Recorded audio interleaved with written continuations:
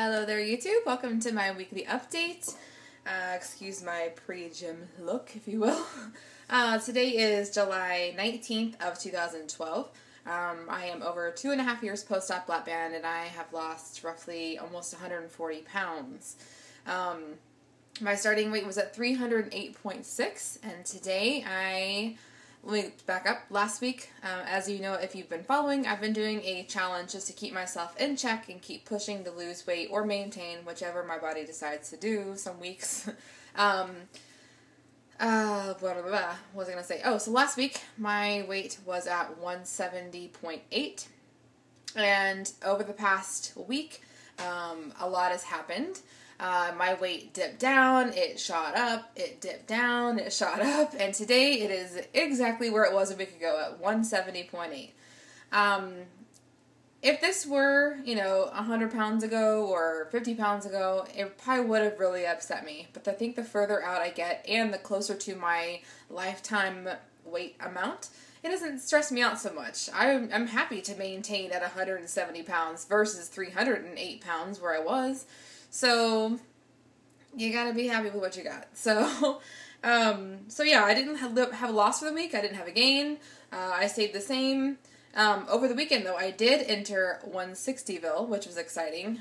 It may have been induced by dehydration from alcohol, but I did see 169.4, and that was really exciting. It was short-lived, but it was exciting. But I'll get back there. I know I will, so that's fine. So some cool things I want to talk about that happened this week. One big, huge one is my husband had his first 5K race, and it was our first 5K, first race, anything fitness-wise together.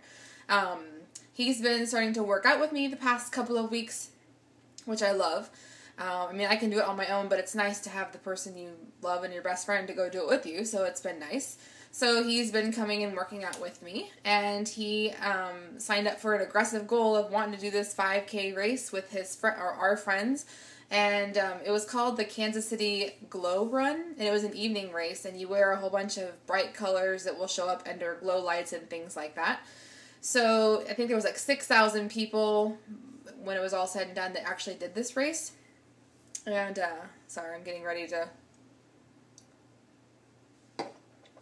run on the treadmill, my trusty 5-hour energy drink. I should be a spokesperson. I swear to God, I love these things. Anyway, so the race day was on Saturday, and the race was that night at 9 o'clock. And I forget how exciting it is for someone who has never done a race. Like, for instance, my first race, I was so nervous. My God, I was like bubble guts and just like, you're just nervous because whether you do couch to 5K or you just try to run and train outside, whatever running program you decide to do, or any kind of fitness goal that you set out to do, and then it's day of to like check it off the list to complete it, you're nervous, right? So that day he was like, okay, now what should we eat?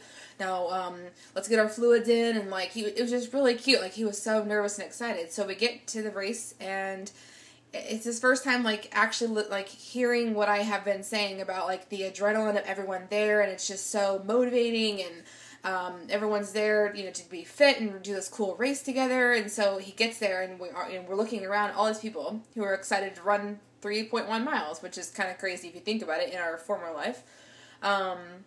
So he's, like, getting nervous and, like, kind of doing, like, side stretches, and I'm just like, it's cute, right? It's fun. So they, like, start doing it in waves, because with 6,000 people, they had to, like, do 500 people at a time, So we started around, like, 47 minutes in on the clock.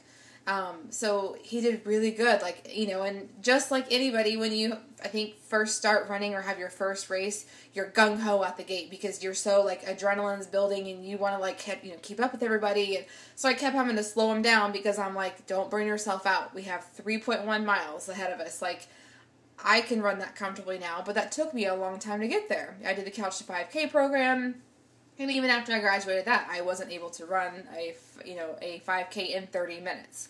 That still, even today, is aggressive for me. A comfortable 5K time for me is around 34, 35 minutes. That's just me, like, setting a good pace and just running and running and running. So I was trying to pace him, the whole time while we were running. And I have this app on my phone, like an interval app, which I love.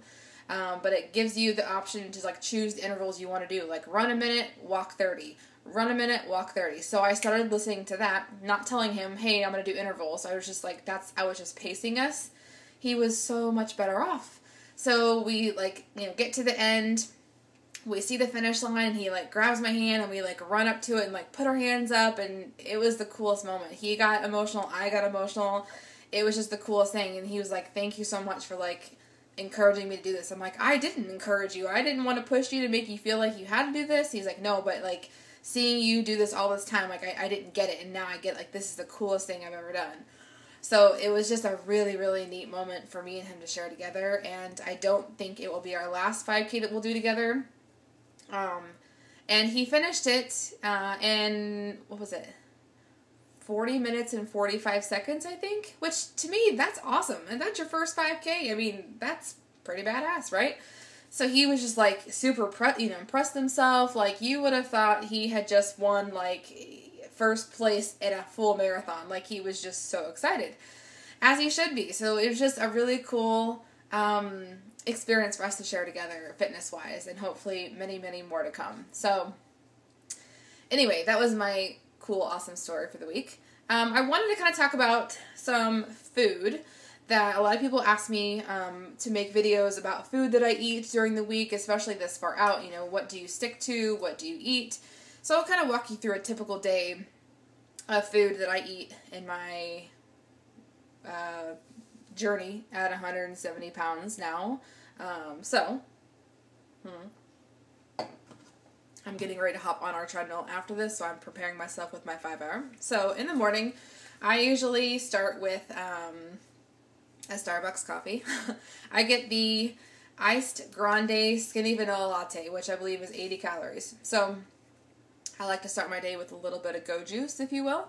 And usually for breakfast, I'm not a big breakfast person, usually because I'm tight. So I will have either a granola bar or a cheese stick. I love cheese sticks at all hours, and I think it's the reduced fat Sargento's, like a 60 calorie Colby Jack cheese stick. I'm not as snack hungry in the morning as I am throughout the later afternoon and evening.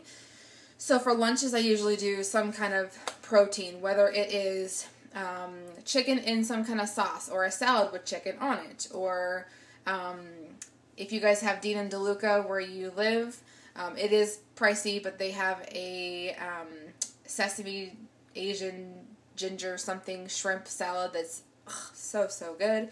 I usually try to do some kind of salad with some kind of meat.